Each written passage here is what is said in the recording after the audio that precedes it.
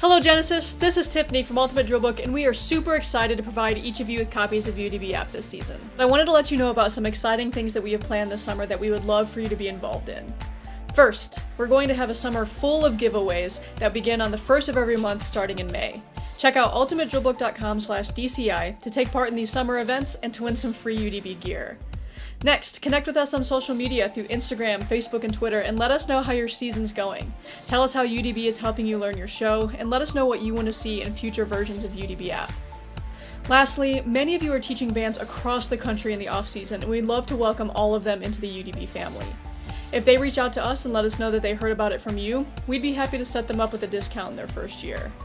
That's it from me before we jump into these tutorials, but as always, if ever you have any questions, please reach out to us at any time. We can't wait to see you this season. Welcome to the UDB family. We're going to go over how to make the most of UDBapp's features in a rehearsal setting. So choose your song and choose your performer. Click Done. We're brought into the UDB field, and the first thing that I'm going to do before I even learn any drill is just take a look at the animation. Take a look at the first couple pages and kind of see what's going on.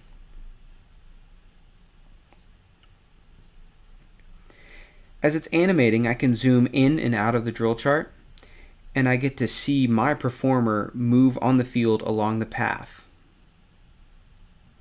Here I can get a sense of the speed and the pacing of the drill, my different step sizes, and what kind of performers I'm going to be around. Okay, so I've got a good sense of this opening. I'm going to go back to page 1, and before I do anything else, I want to change the orientation of the field.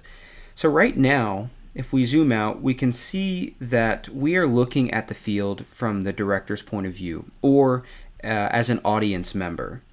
But as a performer, I want to be able to see the field from my point of view. So when I'm looking at path information or different performers around me, it's accurate and I can be pointing and looking in the right direction. So to change the orientation, we're going to click the UDB button up in the top right hand corner, and that's going to bring up our secondary menu. Here towards the bottom, you're going to see a gear icon. That takes you into settings. So for the settings for this view, right away you can see the perspective. So let's click on that. You'll see that director is selected. So let's click performer. You'll click the back buttons, and now the field has shifted. So instead of the front sideline being at the bottom of the screen, it's now at the top of the screen. So you are looking at the field exactly from your perspective. Now when looking at this first set, for me there's a lot of performers in this area, and I really want to be able to actually just focus on myself for these first couple of sets. So we're going to jump back into the settings, tapping that button at the top right hand corner. We're going to click on the gear icon, and if we scroll down in the settings, we can uncheck show surrounding performers. And when we do that and go back, it hides every performer on the field except for you. This allows you to give yourself a little bit of breathing room and really digest where exactly you are on the field and your relationship to the yard lines. So here I am on page 1, and if I look towards the top left of the screen, I can see that it says counts and 20. This counts refers to the amount of counts it takes to leave page 1 heading towards page 2, and that also corresponds to the path that I see on the field as well. So any green path is showing exactly where the performer is going to next. So in this case, we're going from page 1 to page 2 in 20 counts, and I can animate that.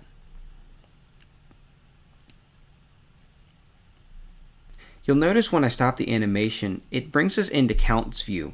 So you can see that from page 1 to 2, we've stopped on count 13 of 20. You'll also see that the coordinate in the top right hand corner is yellow. That signifies that it is telling you the coordinate for exactly where you are on that count. Now if I want to get out of counts view and go back into page view where I'm seeing the performer on the precise moment of the precise page, we can click the P button on the right. That stands for page view. You'll see when we click P, that button turns to C. We can click that and we're now into counts view, and those plus and minus buttons allow us to move the performer count by count. So before I take my first step, I also want to take a look at the notes that the drill designer left for us. In the bottom right hand corner of the screen, there's an eye icon which stands for information. Clicking that is going to bring up the notes that the drill designer left. So here I can take a look and see if there's anything that pertains to me.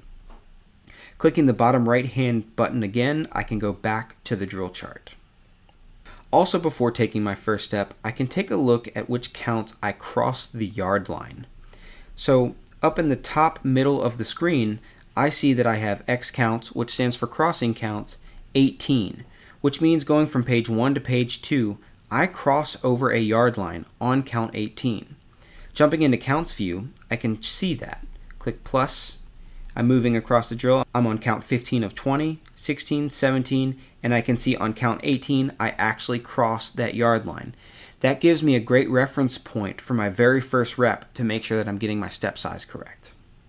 Regarding step size, I can actually tap on the area that's showing crossing counts and see the step size as well for this set. This is a really good way to see the step size going from set to set. Now that we've taken a look at all of this information, I'm going to bring back all of the other performers so I can get a sense of the form.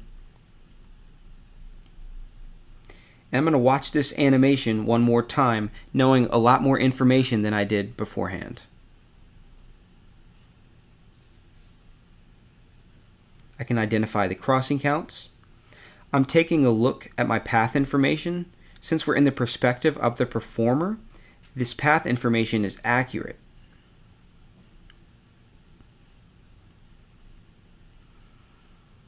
Seeing the labels on the field allows me to see what instruments I'm around, what other performers are near me. The step size is helping me to identify the energy changes required to complete the drill set. And now I'm ready for my first rep, having a lot of information to prep me for it. So now, before I've even done the first rep, I know a lot of information regarding notes from the drill designer. I understand how many counts it takes to move to the next step. I know what counts I'm crossing the yard line. I know my step size, and I can identify the shape and the surrounding performers using the animation. One of the things that really helps us march the set accurately is to find midpoints. A midpoint is where you'll be halfway through a drill set. To find a midpoint, we can go into counts view and we can see that this is a 20 count set. So I'm going to go ahead and plus forward to count 10. You'll notice that the coordinate up in the top right hand corner has updated, and it's letting me see exactly where I am halfway through this set. I can also tap the coordinate, and that's going to bring down a coordinate sheet that shows me every single count of this set. So I can also go to count 10 just by tapping on it. Or if there's a specific count that I want to see, I can tap on that count and it's going to bring me right to that spot. If you get to a set of drill where you hold and you perhaps have some body movements or some choreography, this is a great opportunity to use the notes feature in UDBapp to take some personal notes to remind yourself of those moves. Clicking the bottom right hand corner icon, the little eye, it's going to take us into the notes for designers. The button at the very top above the plus button toggles between the notes that the designer left for us and our personal notes. So clicking that button switches between those two. Now, of course, you won't see any notes in your personal notes until you add them, so let's do that now. So let's pretend that we have a body move here on page 10. Clicking the button with the little pencil is going to bring us into the edit mode, and it's going to bring up some tools that we can use to make some notes. In this example, I want to add some text. I'll click the text button, and I'll click the text add button, and it's going to prompt me to add any note that I want. When I've typed the text that I want, I click OK, and it adds it to the canvas. I can move this text around anywhere that I want just by holding it and dragging it. And if I want to change the color, I'll tap in this area up here, and I can change it to any of the available colors here. I can even change the opacity of it if I want to put it over something else. In this case, I'll keep it at 100%. When I'm done editing, I'll click the check mark in the bottom right hand corner. Perhaps I want to add a shape as well. I'm going to go into the shape editor, and I'm going to click add shape, and I'll choose a square. Now I have a square that I can move around, or resize. In this case, I'll put it around my text. I'd like these lines to be a little thinner, so I'll click on this button right here, and I'll make the line a little bit thinner, and I'll click the check mark to save it. The last thing I'd like to do is draw a little picture of the shape to show exactly where I am.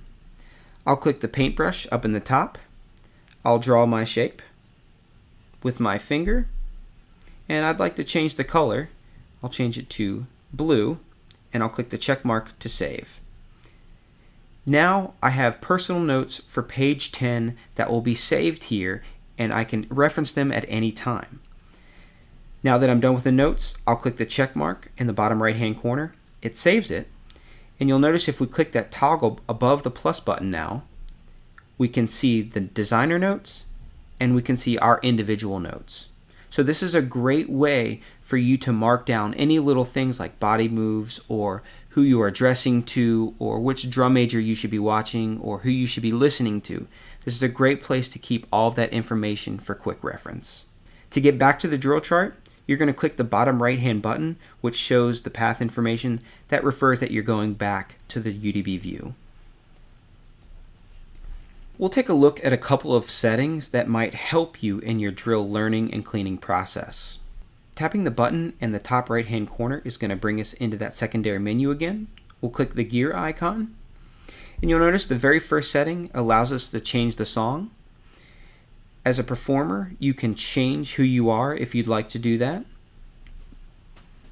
Scrolling down a little bit, we've got the option to round our coordinate sheet. So if you tap into that, you'll see that this allows us to choose how precise or how general we'd like the coordinate to be.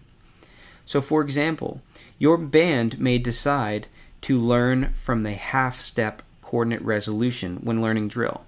This is more of a general guideline. And then as you move throughout the season, maybe you want to get very precise with that coordinate. You can come in here to coordinate sheet rounding. For example, let's choose 10th step. And you'll notice when we go back to the drill, all of the coordinates have been re-rounded to the 10th step. So this allows you to dynamically change the information that you're using as you learn and clean drill throughout the season.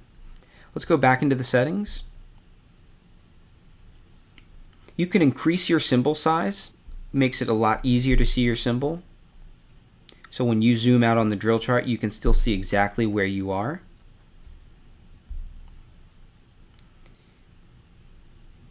You, of course, can show surrounding performers, as we talked about earlier. Surrounding performer color, if you really like yourself to stand out, or you want the other performers to maybe fade back a little bit, you can change their color. So in this example, I'm going to change them to gray. We'll go back to the field, and you'll notice that I really stick out now, and all the other performers have kind of faded into the background. Now I really like this because they're still here, but I can really focus on myself. One of the things you'll notice when playing an animation is that the labels stay attached to the performers. If you'd like to not have the labels stay there when animating, you can go into the settings, and you can actually hide labels during animation. So if we check that, we go back, click play, you'll notice that the labels disappear only while you're animating. This allows you to have a little bit clearer image of the animation. The last thing we'll look at by going back into the settings and scrolling all the way down to the bottom is audio playback. If you want to keep the sound on your device on, but you don't want to hear the music every single time you animate, you can just turn this off, and when you play, no audio will play as well. And finally, the last thing that we'll talk about is the creation of custom views. So you'll notice that any time we're looking at the drill chart, you as a performer are selected. But perhaps you want a view where you're not selected, and maybe you want to be able to quickly look at the field from the perspective of a director. Tapping the button in the top right hand corner, bringing up that secondary menu, you'll notice right below the UDB logo we have two options to add views. So if we click one of those, it's going to ask us to choose an icon for our new settings. So in this case, I'll choose the flag. And now we have a completely new custom view. Now what this allows us to do is to switch between different views with different preferences with just a tap of a button. If we go to that custom view by tapping the top right hand corner button and clicking on our new icon with the flag, you'll notice that no performer is selected. The cool thing is that you can tap on any performer and get their information. If you want to deselect a performer, you just tap away. It's very easy to tap performers and see everything that you need to know. So maybe you need to help someone else, or maybe you're being helped and you can access anyone's information with just a tap of a button. You'll also notice that the drill is now back to the perspective of the director. That's because when we go into the settings for this, the perspective is set as the director. But using the controls at the very bottom, you'll see this little rectangle and you see the UDB logo on the bottom left. When we tap that, we go into the settings for that UDB view. And when we tap the flag, we're looking at the settings for that view. So very quickly, you can switch the settings for these custom views and you can create completely new ways to experience the drill. So in this example, I'm going to keep the perspective of the director. I'd like to change the performer color to blue. I'd like to actually keep the labels on during animation. I'd like to have audio playback on as well. But in UDB view, if we click at the bottom left hand corner, we're going to have myself as a performer selected. We're going to keep the perspective of the performer. We're going to reround the coordinate sheet to the whole step so we can be very general with that. We're going to not show the surrounding performers, and we are going to keep hide labels during animation on. So now you can see we're back into our first custom view. All of the performers have their label. We've tapped on somebody, but we can easily tap away to focus just on the drill chart. We are in the perspective of the director. But now if we want to go back to our UDB custom view, we just click that button in the top right hand corner. We click UDB, and we're now in that custom view where we're only seeing ourselves. We are highlighted, and we've got all of our other preferences selected. So you can see how quick and easy it is to move between these custom views, to where you can be helping a certain section or you can be tapping on a performer to help them with their drill. And you even have room for one more custom view here in the secondary panel. So as you can see, UDBapp puts more information in your hands than ever before.